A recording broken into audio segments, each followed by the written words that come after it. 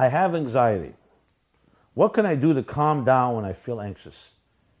Deep breathing isn't working for me. My first reaction was a little humorous one, was like, so maybe try deep diving. Because when you're underwater and you have to fight for other things, you sometimes get distracted from your anxiety. But I don't mean that in such a humorous way. I mean it in a really serious way as well.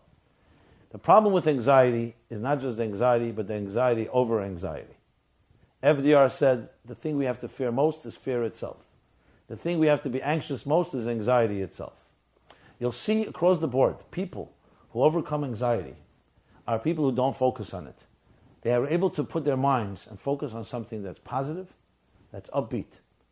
I'll just take an example. Viktor Frankl writes, Man in Search of Meaning developed a whole psychology called logotherapy based on his observations in the concentration camps during the Holocaust. And he said the people who had a purpose and meaning in life didn't suffer less. People lost tragically their families in the worst inhumane ways, but they were able to handle it differently. They had a different resilience because their focus was not purely on their pain and on their suffering and their anxiety.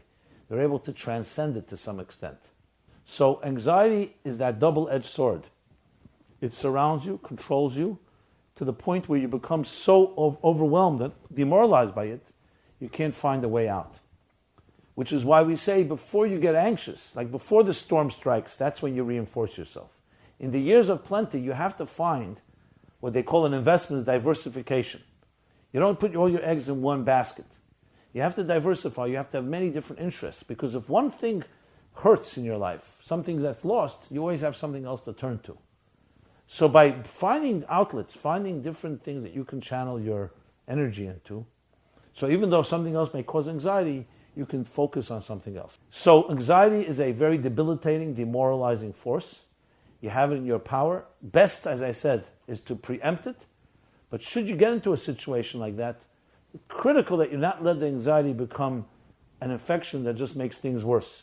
Which means it's good to have a friend, it's good to have someone to call, someone that can calm you down, maybe good to do some physical exercise, go for a run, go for deep sea diving. Whatever it takes to get your mind a little off of it and just calm you down. Because the calmness is necessary for you to be able to fight it. And depression causes a demoralization that doesn't allow you to fight properly. So psychologically, you are unable to have the strength and the energy that's necessary to fight the anxiety itself. Would you like to see an X-ray of your soul?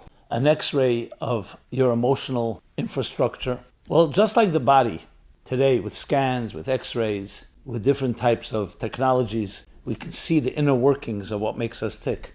We have a blueprint that will give you a picture of the spectrum of your emotions, and understanding how they work and what you can do to improve them. Check out the description below, the special Omer book, 49 steps, personal refinement, character development, understanding and cultivating the very nature of your emotional being.